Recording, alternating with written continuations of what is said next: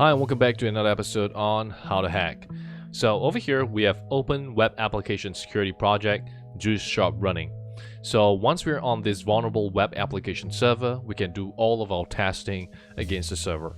So on the top right corner we have account and we can do a login directly to any account. So one thing that we want to introduce and learn today is about web developer option. So we can click onto the top right corner. We can click on the web developer and we can click on toggle tools. So once we're in toggle tools, we'll be able to see all the different tools that we have. So we have inspector, which can help us inspect elements of a website to understand more about the site. We have console, which tells us about the items and activities that are happening onto the web developer. And we have debugger, alright, so to debug more information, so we can look at the JavaScript information that are being loaded. So we also did a minify item, so we actually try to deminify the JavaScript so that it becomes human readable, and we can try to segment out which are the pages, so we learn about how to access some of these items within the JavaScript.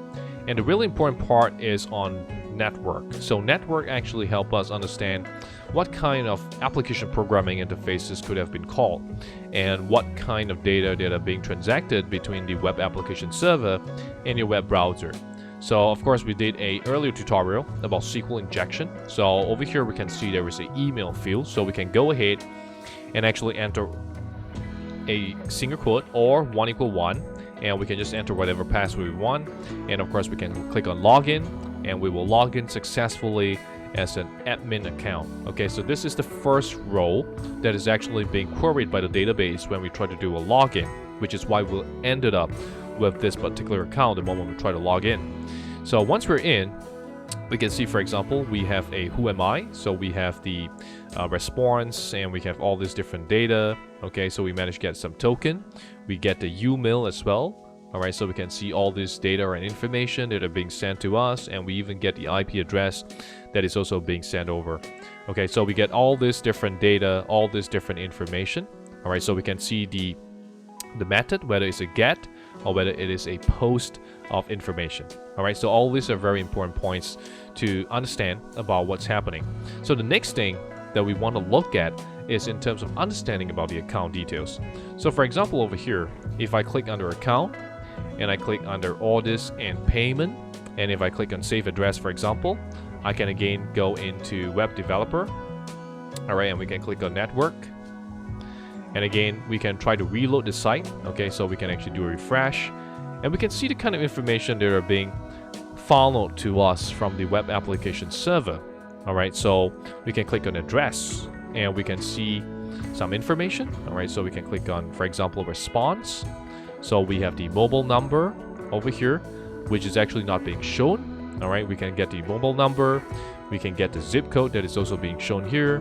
We have task and so on and so forth. Alright, so very quickly, we can find out all these different items. So we found the hidden mobile number that's actually not here at all.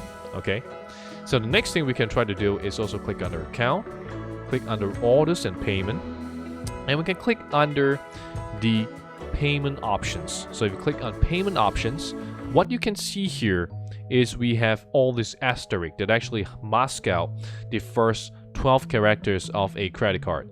So in our case, we are only seeing the last 4 digits of the credit card. This is again for security purposes and for all these different details, so we can see the name and we can see all this different data. So what we can do, because as a result of looking at the network traffic that's being sent in and out between the web browser as well as the web application server, we can also try to find out what are the exact credit card details. And if I click over here on the cards, immediately, if I zoom in a little more, we can see the actual card numbers, and we see the ending as 4368.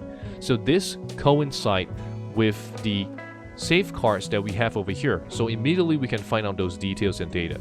Alright, and likewise for the second credit card, we are also able to find out the full credit card details. And why is that the case? The reason is because a lot of times the web application server, alright, so whether it is a off-the-shelf web application server or whether it is a custom built from ground up, from ground zero, whatever the case is, sometimes the developers may have coded the credit card details or some data or information that is being sent from the web application server into the web browser. And what they do is that they only change the value later on using JavaScript, which means that we actually get the full data into our browser, and our browser will manipulate the display into asterisks. And that is why we're able to see it through the use of Network tab under Web Developer. So once again, I hope you've learned something valuable in today's tutorial. And if you like what you've watched, remember to like, share, and subscribe to the channel so that you can be kept abreast of the latest cybersecurity tutorial. Thanks so much once again for watching.